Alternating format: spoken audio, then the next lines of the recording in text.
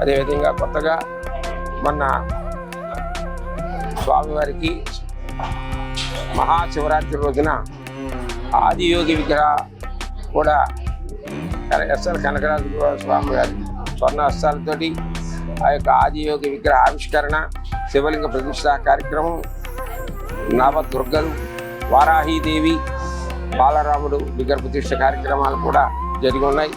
ఈ దేవాలయాన్ని కూడా భక్తులు సందర్శించి ఈ కార్యక్రమం అంతా అయిన తర్వాత వచ్చిన ప్రతి భక్తులకి కూడా ఉచితంగా స్వామివారి అన్నదాన కార్యక్రమం జరిపించడం జరుగుతోంది.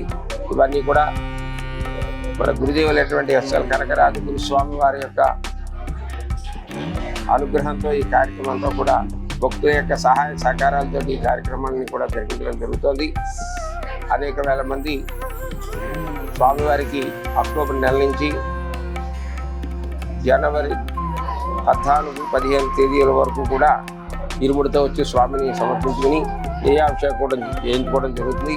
ప్రతి పౌర్ణమి కూడా జగన్మాత అమ్మవారికి లలిత సహస్రనామ కుంకుమ పూజ కార్యక్రమాలు కూడా జరిపించడం జరుగుతుంది. ప్రతి దేవాలయంలోనూ కూడా ప్రత్యేక పూజలు అన్నీ ఉన్నాయి. అక్కడ పూజా కార్యక్రమాల వివరాలు తెలుసుకుని ప్రతి వారు కూడా ఆ పూజా కార్యక్రమాలను కూడా నిర్వహించుకోవడం జరుగుతోంది. నిత్యము కూడా స్వామివారి సన్నిధానంలో అన్నదాన కార్యక్రమం జరుగుతుంది. స్వామి శరణం, స్వామి శరణయ్యప్ప.